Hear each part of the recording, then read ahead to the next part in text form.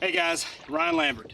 My buddy Steve-O and I came out to test and review these brand new Hobie 360s. We're gonna see what this drive is all about and if it's all hype, if it's actually worth it. So take a look as we go through the features of the boat and we really put this thing to test here on the Tennessee River with the floodgates open, which is about the best current you can ask for. Hope you enjoy.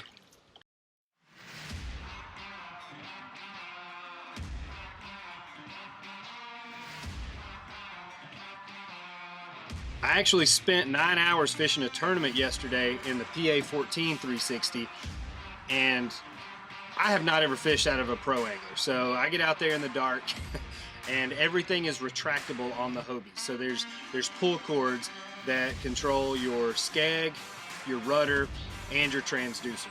I stumbled through that and figured it out in the dark. Once I got going, everything was good. I had the 360 drive in the wind. It really helped with, we had a sustained 15-mile-an-hour wind blowing across, and I was able to adjust myself in the wind and the current.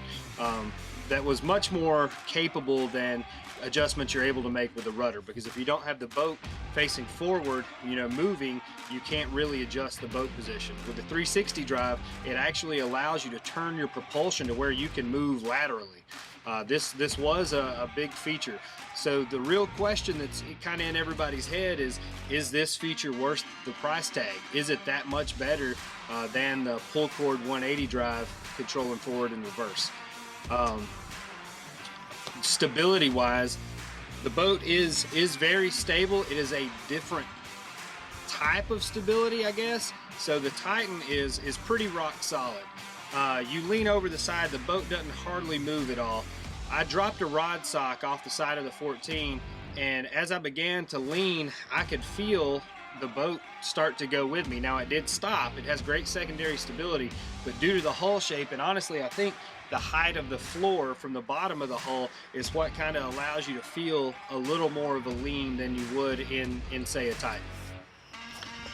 So the real question here is personal preference. Do you like a propeller style drive or the Mirage drive? For me, I really put it in some pretty testing situations in the tournament. I took it out on the shell beds in a foot, 8 inches of water, and flutter kicked my way off of those.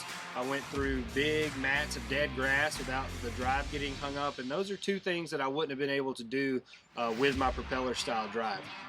I think the durability of the kick-up fins is going to be, really what turns some people from the propeller style drives. The 360 point is again going to be personal preference. How much are you going to utilize this feature? Obviously, the color of the boats is different, but the color of the boats isn't what would make you spend that much more money on a different drive. Overall, out of our testing, I think the 360 drive is the truth. A couple turns of the handle and you go from forward to reverse. That eliminates the need for the pull cords, which was a big complaint with people.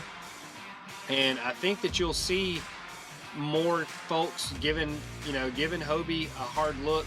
Not that they didn't beforehand, but now that they've really checked these boxes, it's a very well-rounded kayak. So again, the only places that I would say that I felt a little differently, I did miss my instant reverse. No matter how fast a turn handle is, I did miss the instant reverse, and the stability was different. That took some adjustment for me personally.